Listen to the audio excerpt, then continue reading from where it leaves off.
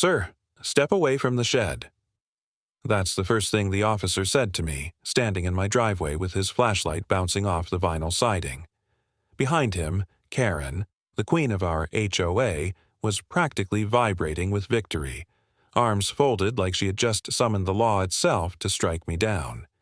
Porch lights flicked on up and down the street. Curtains twitched. The whole cul-de-sac was tuned in to see me, the neighborhood outlaw, finally, handled. Let me tell you something about Karen. She doesn't just run the HOA, she is the HOA. She's the kind of woman who weaponizes clipboards, who struts around in yoga pants and pearls, who believes property values are religion, and she's the chosen prophet. If your trash can is visible for more than 8 minutes after pickup, she'll slap a violation notice on your door. If your grass is half an inch too long, you'll get a friendly but not really email about community standards. I'd learned to tune her out until she called the cops on me. And the kicker, she called them over my shed. The shed, in her words, was unauthorized construction. Never mind that it was a prefab Home Depot special. Never mind that I assembled it with my brother-in-law in an afternoon while grilling hot dogs. Never mind that I'd triple-checked every zoning requirement before sinking the foundation. According to Karen, it violated Section 7, subsection B of the HOA bylaws. No freestanding structure shall be erected without prior approval from the Architectural Review Committee. But here's the part she didn't factor in. My property, my sweet, blessed half-acre, sits right on the border of the subdivision. Years ago, the developer screwed up the plat lines, and when the HOA was formed, my land technically never got folded in. I pay no HOA dues. I signed no covenant. The rules, the fees, the arbitrary edicts about mailbox color, they stop 1 inch before my driveway. I've got the county records to prove it. Of course, that's not a detail Karen wants to accept. Earlier that week, she'd marched up to my front porch with her clipboard like a sheriff with a warrant. "You didn't submit a request form," she announced, waving a yellow carbon copy at me. "The shed has to come down." "I don't think so," I told her. "Excuse me." She tilted her head in that way people do when they're used to winning arguments by sheer tone. "My property isn't under HOA jurisdiction." Her smile cracked. "Oh, that's cute. Everybody in this neighborhood is under HOA jurisdiction." "Not me," I said, and I shut the door before she could gather steam. That was Tuesday. By Friday night, the flashing lights showed up. So there I stood, bathed in police spotlight, Karen buzzing like a mosquito at the officer's elbow. "He's refusing to comply with the bylaws," she hissed. The cop glanced between us, clearly regretting every life choice that led him here. "Ma'am, this isn't exactly a criminal matter." "It's trespass," Karen snapped. "It's blight. It lowers property values." I couldn't help myself. I laughed, which only made her face pinch tighter. "Sir," the officer said, turning to me, "do you have any paperwork on this?" "Oh, do I ever?" I ducked into the house and came back with a manila folder fat with county maps, deeds, and a letter from the planning office. I'd been waiting for the showdown like a lawyer in a courtroom drama. "This," I said, flipping it open under the officer's flashlight, "is my plat line. Notice how the HOA border ends right here. My shed, completely legal." Karen sputtered. That's not possible." "Karen," I said, savoring it, "you've been barking up the wrong deed." The officer read over the papers, nodded, and handed them back to me. "Ma'am, it looks like he's right. This property isn't under your HOA's jurisdiction." For the first time since I'd known her, Karen was speechless. Her mouth opened and closed like a fish at low tide. But if you think that's where it ended, you don't know HOA presidents. The very next morning, I found a new letter taped to my mailbox. Not a violation notice this time, but a warning. The board reserves the right to revisit property boundaries. Further legal action may be pursued. She wasn't letting go. She'd tasted embarrassment in front of half the neighborhood, and now she was out for blood. And as I stood there with the paper crumpling in my fist, I realized something. This wasn't just about a shed. This was war. And Karen? She was just getting started. That's not pebble mist beige. Karen said it like a surgeon announcing a terminal diagnosis, her finger stabbing the air at poor Mr. Dwyer's mailbox. The poor guy had painted his box a tasteful eggshell white, but to Karen, it was a crime against the neighborhood's visual harmony. She was armed with her trusty measuring tape, a swatch card, and the smug confidence of a woman who believed she could bend suburban reality to her will. The neighbors stood scattered on their lawns, pretending to water plants or fetch mail, but really just watching the spectacle unfold like it was prime-time TV. By now, everyone knew Karen's patterns. She picked a target, she sniffed out a flaw, and she broadcast it through her beloved HOA newsletter, which arrived in our mailboxes like a summons from the Vatican. That week's edition had been especially barbed, opening with a flourish of passive-aggressive italics. Some residents are not adhering to community aesthetic standards. Uniformity is beauty. Non-compliance will not be tolerated. The kicker, a bolded reminder that all mailboxes must be painted in the approved shade of pebble mist beige, no exceptions. The problem was that rule didn't actually exist. Sure, the bylaws had a vague line about maintaining neighborhood cohesion and another about structures visible from the street requiring committee approval, but nothing about pebble mist beige. Karen had invented the rule whole cloth, like a suburban dictator pulling laws out of thin air. And the worst part? Most people were too tired or too intimidated to fight her on it. After all, who wants to spend their weekend reading fine print when they could just grab a paintbrush and keep the peace? But not me. When I got that newsletter, I sat down at my kitchen table with a mug of coffee and a stack of HOA documents I'd requested months earlier, everything from the founding bylaws to the minutes of past meetings. The pages smelled faintly of toner and bureaucracy, and as I combed through them, I realized just how flimsy Karen's crusade was. No approved paint codes. No mention of mailboxes beyond must be functional. In fact, the HOA didn't even own the mailboxes. The county did, which meant any attempt to enforce paint colors was not just petty, it was flat-out illegal. I knew right then I had to play this carefully. The next evening, I caught Karen mid-patrol. She was striding down the street with her measuring tape dangling at her side, like a gunslinger looking for trouble. She stopped at Mrs. Tran's house and frowned at the box. "Too tall," she muttered, scribbling something onto her clipboard. "Evening, Karen," I called, leaning casually against my fence. Her eyes narrowed. "Evening. Have you considered repainting your mailbox yet?" "No need," I said. "Mine's fine." She tilted her head. "Not in pebble mist beige, it isn't."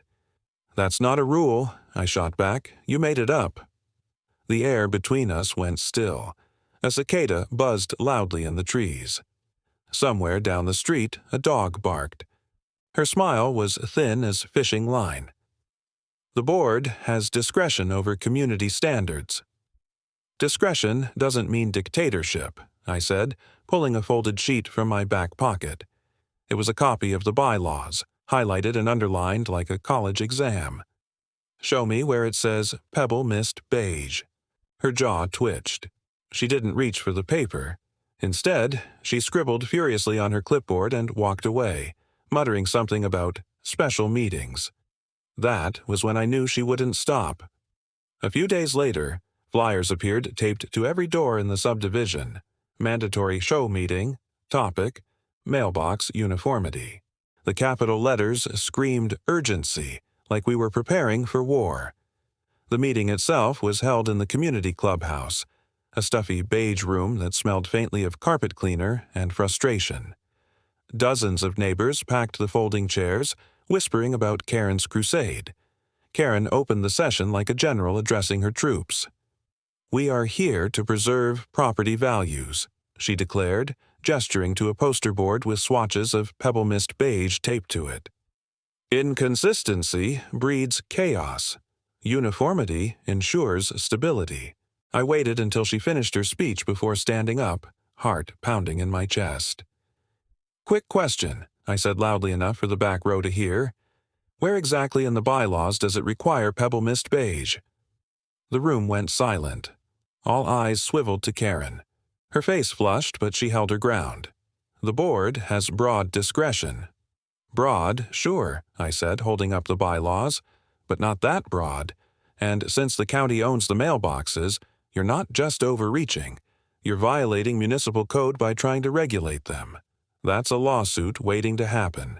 A ripple of murmurs swept through the room. People who'd been quietly annoyed for years suddenly sat up straighter. Mrs. Tran raised her hand and asked, "So, we don't have to repaint?" Karen's mouth opened, then closed. She looked cornered, like a chess player suddenly realizing they'd walked into checkmate. That's when I felt the shift.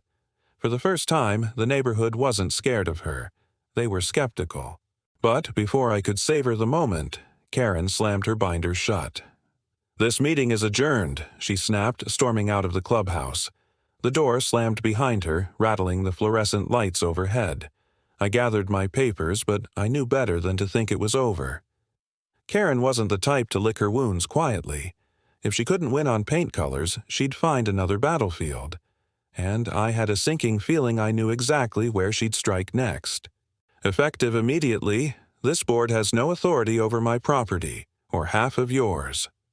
The words echoed across the clubhouse like a firecracker. Papers rustled. Someone coughed.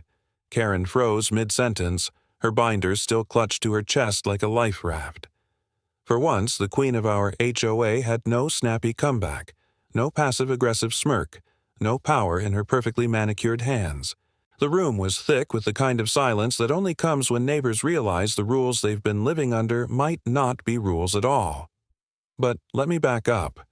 The build-up to this meeting had been weeks in the making. After the mailbox fiasco, Karen had gone quiet, which was somehow worse than her usual door-slamming tirades. The newsletters stopped arriving. The patrols with her measuring tape ended. It was as if she was retreating, regrouping. And that's when the new special fee notice hit our mailboxes. Effective next quarter, all residents will be required to contribute $250 toward community improvements. Community improvements, of course, meant nothing specific. There were no plans for new landscaping, no talk of playground repairs, just a vague promise that Karen and her board would decide later. To me, it read like a cash grab.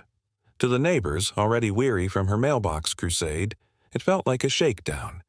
I didn't just stew about it. I acted. A late-night rabbit hole of property records and HOA filings revealed something Karen had overlooked. When the developer set up the HOA years ago, they botched the paperwork. Half of the subdivision, including my lot and several others, wasn't properly annexed into the association. Technically, the HOA had no jurisdiction over us, but Karen had been collecting dues and enforcing rules anyway, counting on no one ever digging through the fine print. I didn't just keep that discovery to myself. I filed the paperwork with the county, then sent certified letters to the board. And when they ignored me, I prepared my little surprise for the next meeting. That's how we ended up here. A Tuesday night in the clubhouse, the fluorescent lights humming, the air heavy with tension and burnt coffee.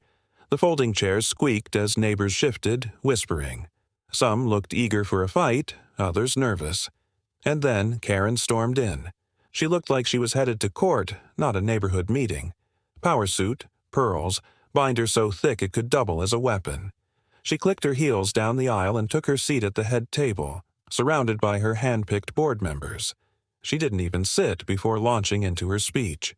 "Ladies and gentlemen," she announced, "it has come to the board's attention that certain residents are questioning the new community improvement fee. Let me be clear. These fees are non-negotiable. Failure to pay will result in liens against your property." The crowd stirred. Someone muttered, "She can't do that." Another whispered, "Lien? For what?" That's when I stood up. "Actually," I said, my voice louder than I meant it to be, "you can't issue liens. Not anymore." Every head turned. Karen's eyes narrowed. "Excuse me." "You heard me," I said, pulling out a stack of papers from my folder. The HOA has no legal authority over my property, or several others here. You've been enforcing rules and collecting dues illegally for years." A collective gasp swept through the room. Karen tried to laugh it off, but it came out brittle. "That's ridiculous. Everyone here is under the HOA."